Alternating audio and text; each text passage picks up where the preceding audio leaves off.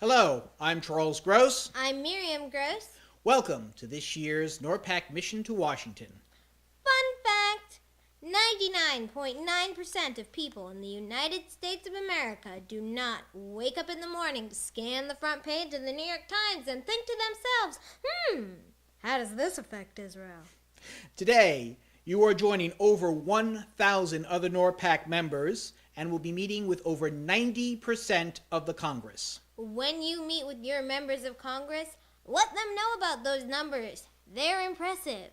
And let them know that we are the largest political action committee advocating for a stronger relationship between the United States and Israel. Remember, unlike our friends at AIPAC, we're advocates, not lobbyists. On the day of the mission, make sure you're prepared. Come to the mission familiar with the issues you'll be discussing with the members of Congress and the members of Congress you'll be meeting with. While you're on the bus, take the time to get to know the other members of your group and decide who will present which talking point. Once you have decided who will say what, take the time to practice your presentation. Sure, it sounds great in your head, but we won't be communicating telepathically.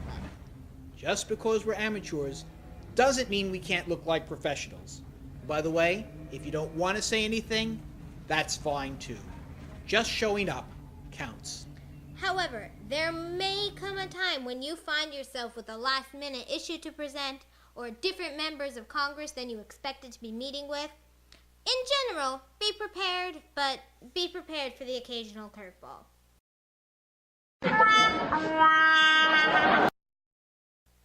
It is important to come to your meetings dressed in business attire.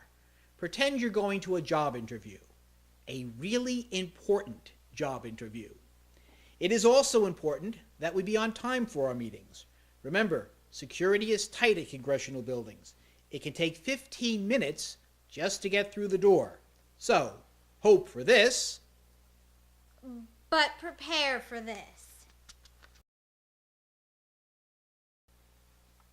Keep in mind that the House buildings are connected via a tunnel in the basement. This can save you the trouble of having to go outside and through security again. Always be on time for your meetings with a member of Congress. Remember, they can be late, but we cannot.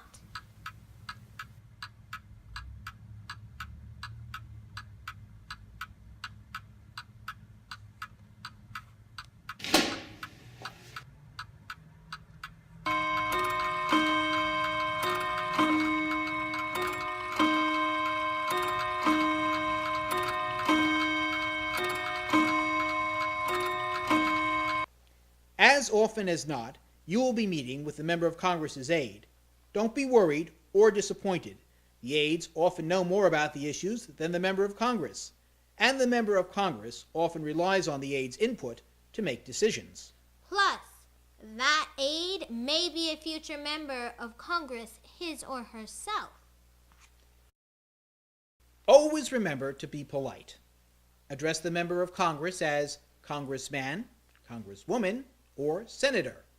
Refer to the President as the President, not that so-and-so in the White House. Unless you're using your cell phone to enhance your presentation, it should be turned off. A member of Congress can take a phone call or check a text during a meeting. We cannot. If you're expecting an important call or a message, step outside. It is always helpful to find out as much as you can about the people you will be meeting with in advance. It helps you when you're dealing with the member of Congress, and it will make a good impression on them to know that you did your homework.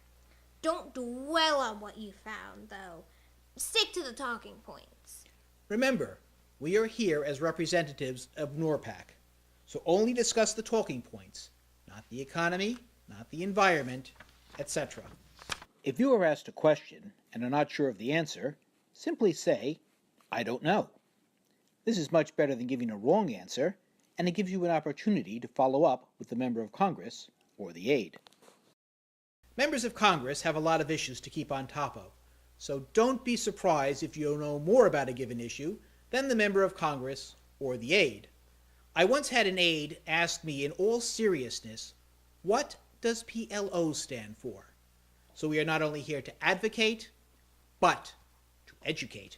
In that vein, there may come a time when the aide or congressperson may know more than you, or at least as much as you about an issue. That's okay.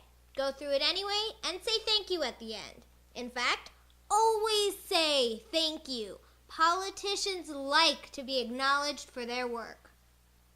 Don't argue with them if they disagree, and don't worry if the member of Congress is not on board for all of our issues. Remember, nobody scores 100% of the time.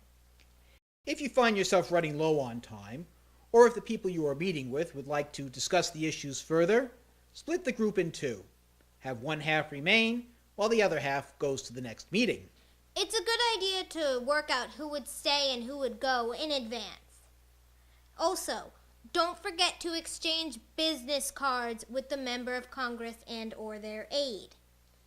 Make sure to send a thank you letter. Try and do it when you get home the night of the mission or the next day.